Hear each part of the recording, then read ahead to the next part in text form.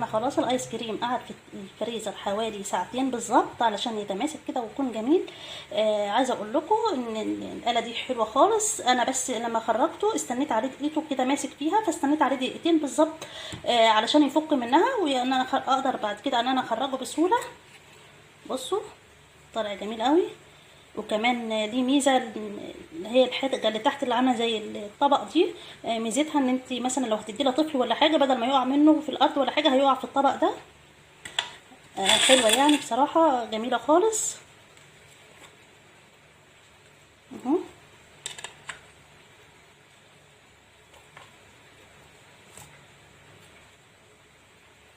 يا رب الفيديو النهارده يكون عجبكم ونال رضاكم.